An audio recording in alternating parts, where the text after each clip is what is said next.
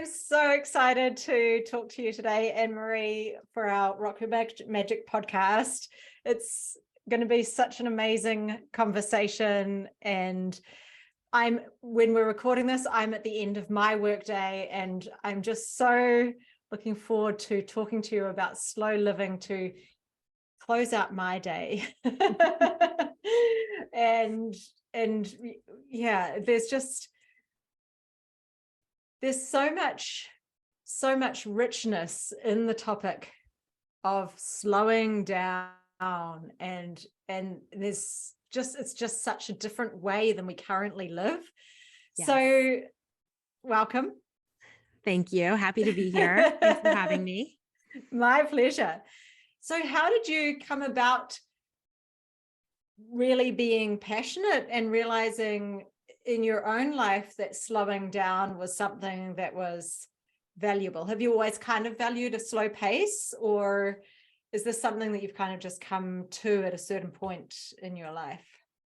Oh, good question. I feel like it kind of came to me because no, I wasn't always naturally real intentional with my time and my energy. And I hit a point. I have 3 children, a husband, I have 2 rescue dogs, part-time job, a lot of living happening over here. Yeah. And as you have too, I mean, I know we're all kind of in the same boat. And I felt like, gosh, like life is flying by, and everybody tells you that. They tell you that when your kids are little, oh, you're going to miss these days and you're going to blink and they're over. And then that kind of happened, and when you're in it, you're like, oh my gosh, I'm going to miss this. I'm so exhausted. I'm exactly. Didn't shower today, like with toddlers. And yes. So kind of out of that stage. But my oldest, as we were just talking, both of our older daughters are in high school. And, she started high school this year, and I'm thinking like, I don't even know how this happened. I feel like it has been such a blur. Yes. And I think that really kind of struck a chord with me, just sort of thinking, okay, a couple more years, she's sort of going to be out of the house and college, and that's scary. And I want to make the most of, the time that we have. And I want things to feel less like a blur. And, I mean, life will be busy. I understand that. But I have been learning, and I've been reading. I love reading self-improvement books. I'm kind of a nerd that way. I like the the self-help stuff and the nonfiction. And I'm so curious to see, hear what other people's views are on these topics, and just how other people are figuring things out. And I decided to start the podcast to sort of just have a conversation about it, because as you said, it's kind of going against the norm. Everybody is super busy and just seeing how much they can fit in every day, and kind of just being so, like, I don't want to say overly productive, but everything just, checking things off the list constantly, the to-do lists and all the commitments and all the obligations that can really weigh you down after a while, even if they're all good things, which I feel very blessed. I feel very fortunate. I have so many blessings in my life, but it can get a little overwhelming. And that's why I decided to start the Let's Slow Down podcast, because I felt a little bit alone, a little bit isolated in the way that I was feeling as a parent. And also, just even with some of my friends, it's like when you talk to people, oh, hey, how you doing? So busy. Oh yeah, so busy. Oh, hope we can meet up for coffee or something. And then nobody has time. And then 6 months, a year go by. And I just want to make more time for the things that really, fill your cup, really fill my cup, really warm my heart, the really meaningful things. And it's really hard. I think it's really, really hard. And I think it's something that it's a process. You're never going to really master it. It's going to constantly change. And so I think that I can have some valuable discussions on this. And I'm, certainly not telling anybody how to live or what to do, but to talk about it and to sort of bring light to the topic and hopefully let other people who were feeling like me know, okay, you're not alone in the way you feel. There is support here. There are other people that also feel a little overwhelmed with this many things, even if they are positive. And just try to rethink and remember that we have a choice.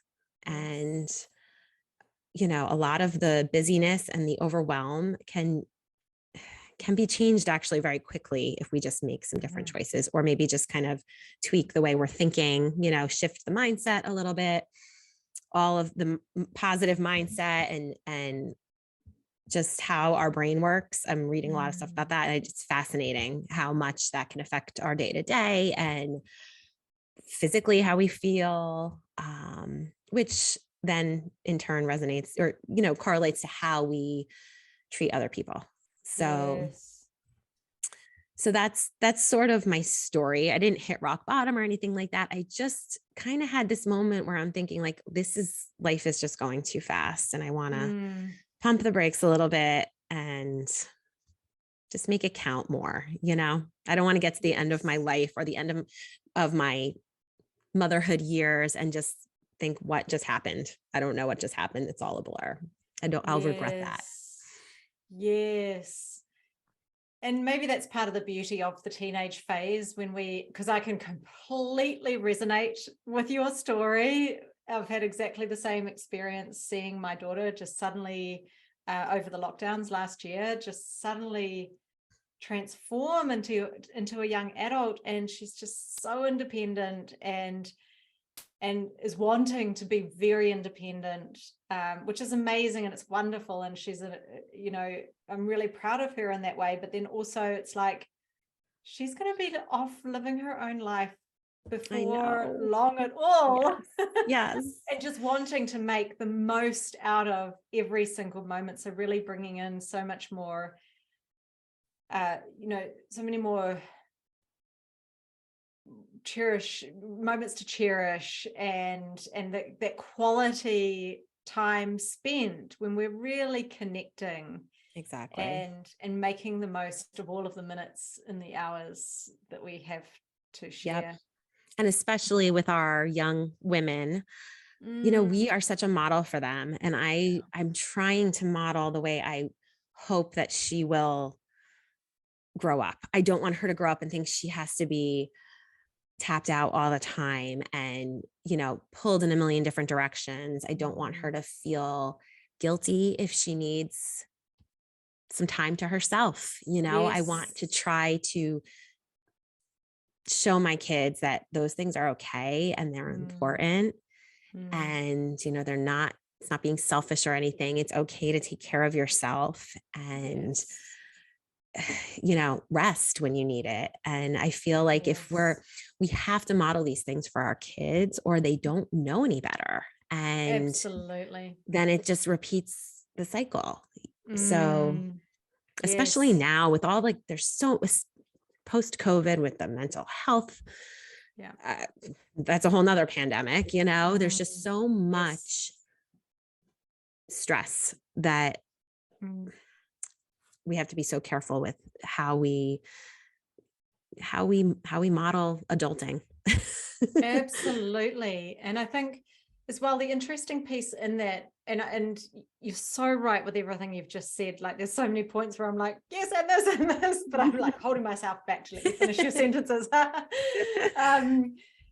Like device time, modeling that downtime, which is device time free, and then also really encouraging them. That's something that's been a real kind of challenge for me as a mum, is that device time, like always having the phone. And that's the way that the kids now communicate. It's like they have whole conversations via Snapchat and but and it can appear like it's downtime, but it's actually not. It's still engaging. It's still having conversations that me as a parent, I have no idea what's happening in those conversations. I have to sort of just trust that If it's not good, she would tell me. Right. But that's a whole thing in itself as well, isn't it? The, like, how to have that downtime that actually fills you up, that's not still engaging in something else. And then of course there's that, what can happen with social media is that comparison and that self-judgment that can come in, which also fuels that lack of the stress and the anxiety and the lack of confidence. Sure. They get so bombarded, when they're online. They're bombarded from so many directions, and you're right. It's not rest. And I wish I could remember the statistic, but I read something once and it was mind blowing, because it was along the lines of, if you're sitting around, you think you're just sitting on the couch resting at night, or before bed, and you're scrolling through, Facebook or something, that the amount of messages and content and stimulation that our brains get is like off the charts. Yeah. That is not a way to unwind. It's not a way to slow down or rest or replenish your, so we kind of trick ourselves. It looks maybe like we're resting, but we are not. No, it's almost like, I just got the kind of visual of like being on a couch in the middle of a super busy street, at rush hour time. There's cars going past and there's billboards flashing lights and there's people walking past. And like, that's kind of what we're doing for our brains when we're scrolling social media in times that we should or need to be for ourselves, topping up and filling up and resting and doing things that fuel us rather than, but instead we're adding all of this extra information and then looking at all these other Instagram sort of modeled perfect in speech marks lives. Right. It's not real. It's not real life. Real. Yeah. Even I find like sometimes I can get, I mentioned I like reading these nonfiction books, and and I'll follow those people on Instagram and Facebook and all those, and I'm reading things that are like nonfiction type stuff on social media, but it can still become too much, because it's different than sitting there with a paper book or sitting there having a conversation or sitting there trying to meditate or pray, or it's so different and it registers differently. And our mind is just going so much faster when you have that device. And even the light, I know, especially at night, I am so sensitive to that blue light. And I'll, if I'm on a screen too late, I can tell when I close my eyes at night, I feel like I'm seeing stuff, buzzing. Yeah, exactly. Can't be good. No, that's right. And it makes me think as well of when we are in the stress state, we have a different experience within time than when we're in the state of true relaxation and unwinding. Where, like, if we're in the stress state, time just passes often quickly. Depends what we're stressing about. If we're anxious waiting for something, then time can go slowly. But exactly. But if we're like in that busy, always information, like, even just with our conversation with scrolling on social media, easily, without even knowing it, we can pick up our phone and then half an hour later realize we're on our phone, and half an hour is just gone. Yes. Out of our You're lives. never getting that back. Yeah. It's gone forever. Yes. And and really it hasn't been half an hour well spent in that actual rest and digest true state of relaxation, where when we're in that state, time expands. We actually have the ability to manipulate our experience of time based on how we are feeling, don't we? And what we're choosing to do in our time. I have noticed that. It's so interesting. And I've never really thought about that before. But I have been making a really conscious effort in the morning, getting up kind of, or I'm not a morning person, but I am really trying hard to become one. And On the days that I do successfully wake up early, I will spend some time doing doing a little reading, a little bit of meditation and prayer. And I'll notice sometimes I'll put my timer on and I'll try to okay, I'm going to just meditate for, let's say 5 minutes. It feels really long. It feels really, Yes. really long. I can't Yes. even believe it. And then Yes. and then compared to 5 minutes on, Facebook, it feels like 5 seconds, so Yes. it's very interesting. And I never really thought about it until you just said that, how time can feel different. Yeah. So I first experienced this when I was like, we would always be rushing out the door. Like I remember as a kid, we were always late to things. And I think I got this sort of pattern of just always being in a rush. And I Mm-hmm. never used to feel like I had any time when I started working, before I had kids. I'd always just be rushing to get out the door. And then when I had kids, I realized that when I was rushing, it was so much harder to get out the door because they felt stressed. And then you'd have meltdowns, and then you'd have all like, it would all just fall apart. And then you just could not get out of the door at all. And then as a teacher, when I would get to school, I'd have mornings like that. When I finally would get to school at like 7:45 in the morning, I felt like it was 4 o'clock in the afternoon. Yeah. I felt like an entire day had happened already. I way too much living happened before that time. Yes. And yeah, it's just not good, and Yeah. and that's something that I crave, like having that your time before the rest of the house wakes up. Yes, because when we start, and have you experienced this, when we start slowly, intentionally beginning the day, that then flows into the rest of the day, doesn't it? And 100%. It's actually it's much harder to get into that rush state when you've started off slow, but you'll still be on time, or maybe even early. Like time just expands. It's crazy. It's crazy. Yes. Yeah.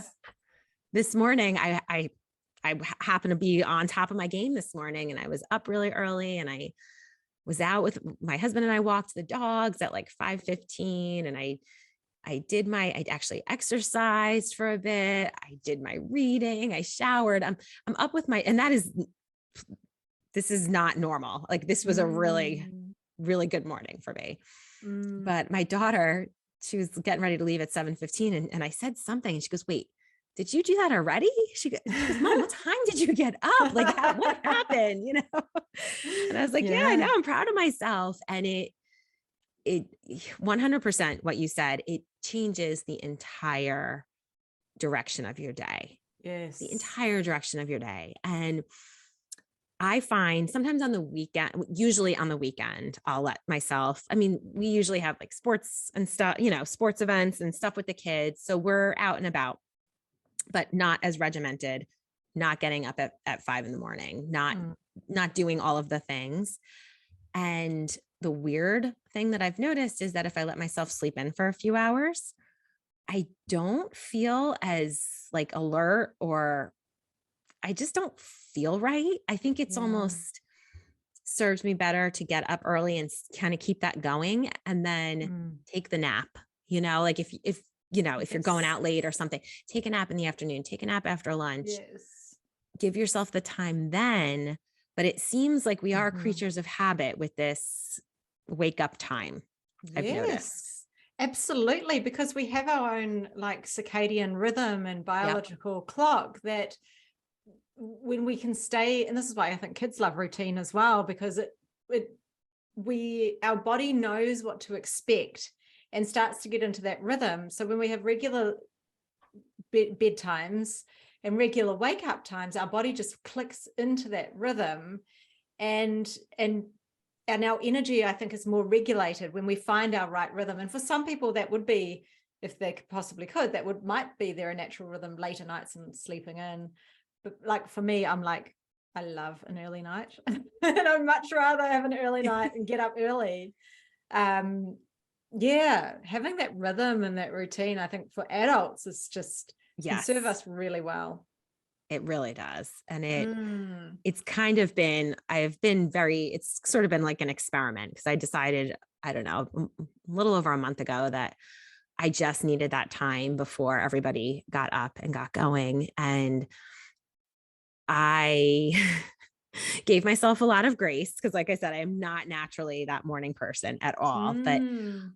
I have been pleasantly surprised with how I'm taking to it, and I'm adapting. And I am, then I am getting tired earlier Mm. at night, which is good. Go to bed earlier. It makes Yeah. everything a lot easier in the morning. But Yes. I think it's a habit that is going to stick for me, because it really, I feel like I'm almost a different person when I keep that morning routine. It's That's pretty crazy. yeah. I love that. That's amazing.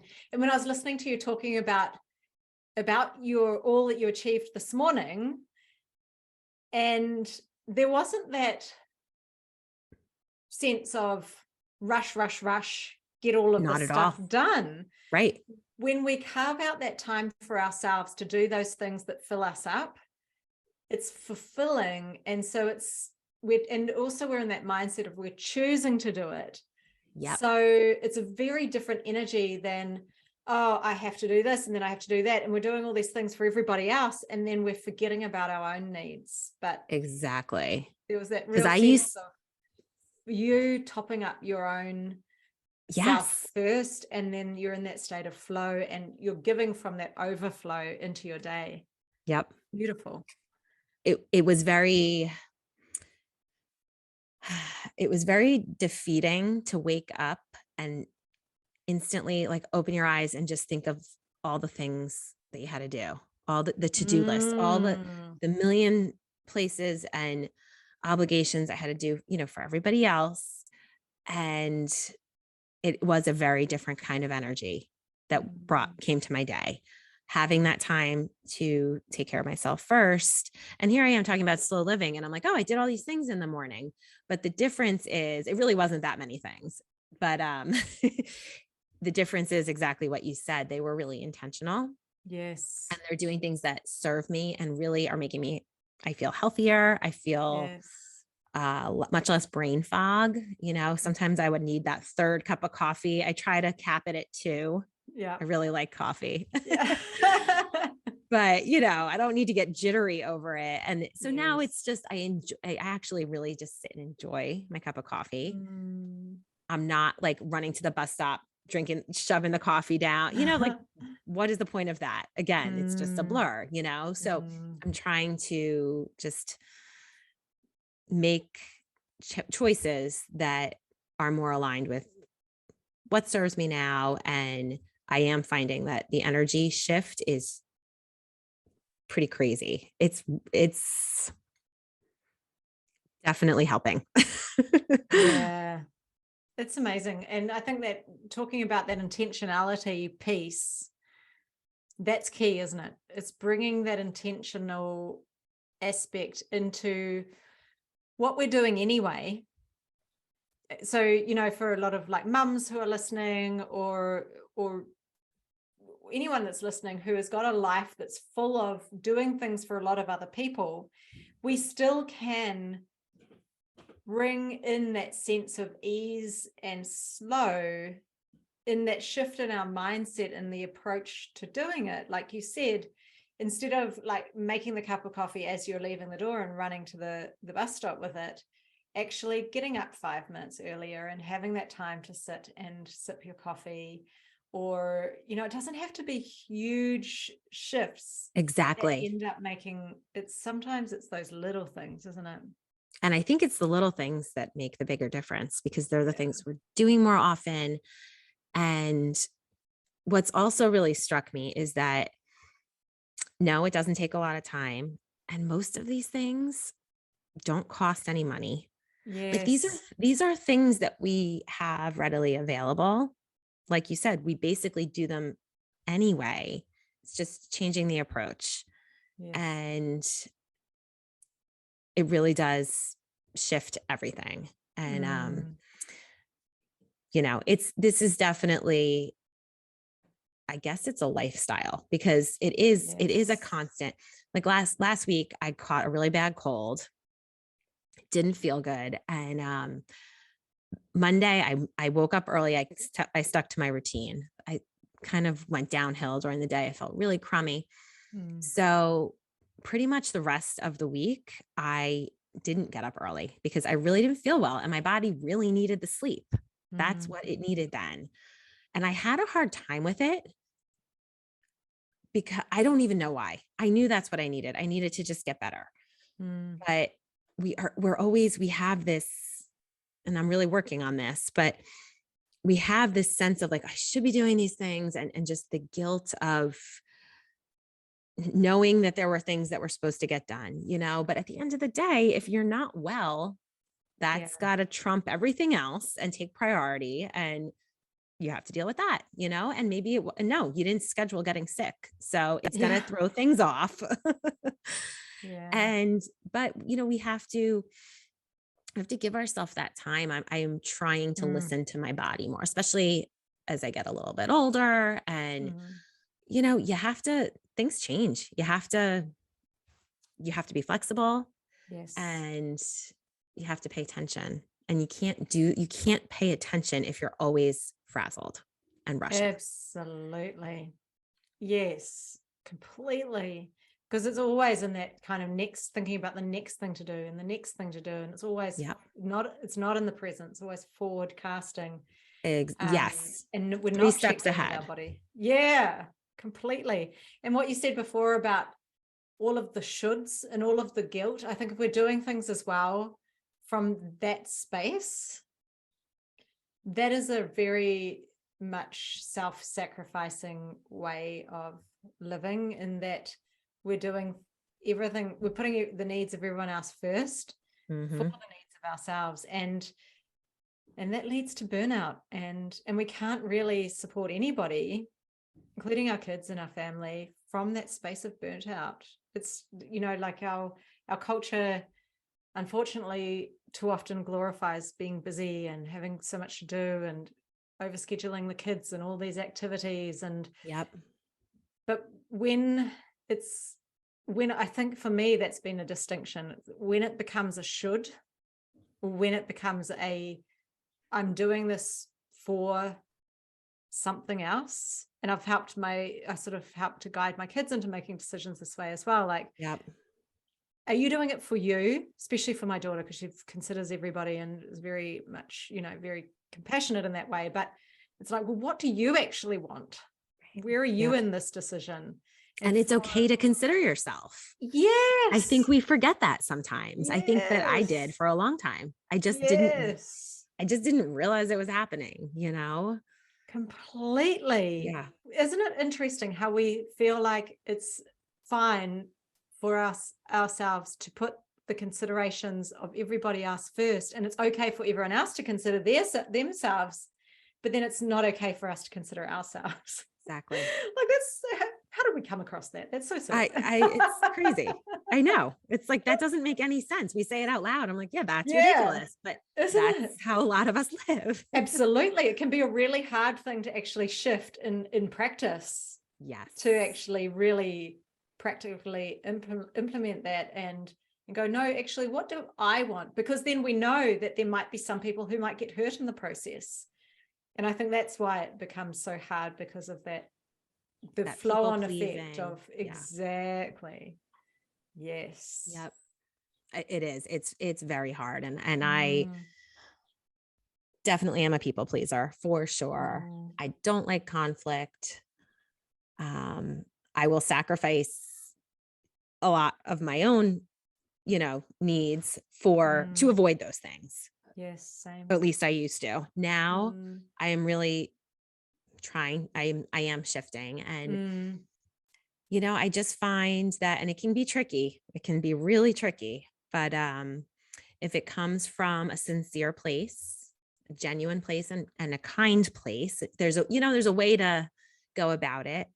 And if you do it kindly and gently, then that's all you can do. And, and I'm at the point where, okay, well, I know I was kind about it. If that person isn't happy with the boundaries that I'm now setting, that I've took 40 years to figure out how to set, because that's what happened.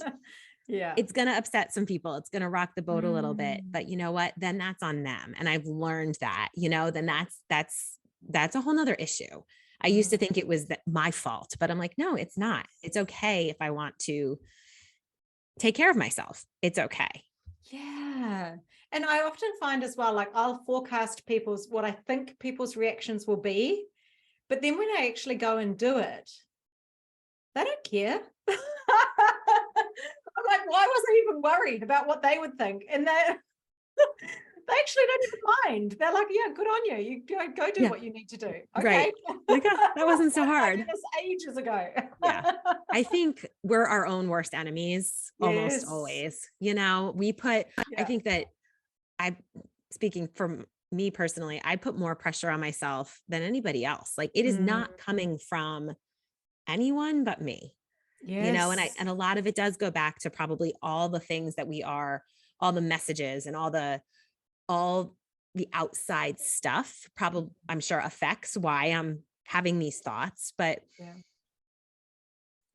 again, it goes back to that shifting the mindset and being more intentional, like taking that maybe an extra minute to, okay, is that really the decision that I want to make right now? And just before you just automatically say yes, like I'm getting pretty good at saying no.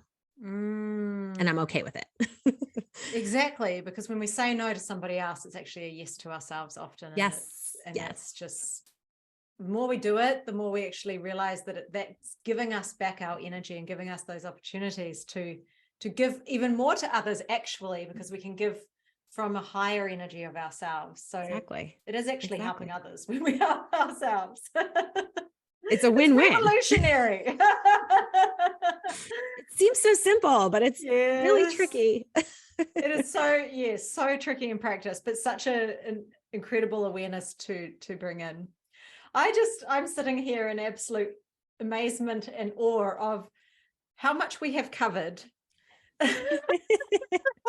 under the topic of slowing down. And I think that's the beauty of your podcast and of your message in the world, is that when we do actually slow down, we can fill our lives with so much more and so much more richness and so much more awareness and so many more memories. Our lives become so rich through that process of slowing down and bringing in that awareness and discovering who we are and who we're choosing to be in the world. For sure. So it's important because you know what? We're all here for a reason, and we all deserve to figure out what that reason is and to share it. The world wants to have it, it's our job, our obligation. That is our obligation, to share who we really are with everybody else. And if you're not careful, you might not find who that person is. If you really gotta be careful with it, but it's very worth it. Yes. And as we do that, I'm just it brings to my awareness how, the world does want this richness of us. Our kids want this richness of us. Our partners, our friends, our family, they all want it. And so who are we to, hold that back from them and from ourselves as well, from that joy that we can get out of it. Yep. Annemarie, today has just been such an incredibly nourishing conversation, filled with just so much joy and richness. Yes. You've got your incredible podcast coming out soon. So Let's Slow Down podcast, which will be available, I assume, everywhere. Yep. Early January. So early 2023. Amazing. That's crazy to say out loud. Yes, you've said it. So good. Where can people find you online in the meantime?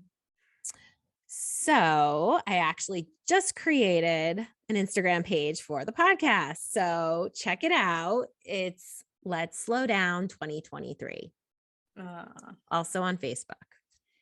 I love it. Yes, check it out. We'll be starting in January, and I'm so excited to hear your show. So excited for you. Thank you so much. Today's been incredible. Thanks, Annemarie. Thank you. Bye.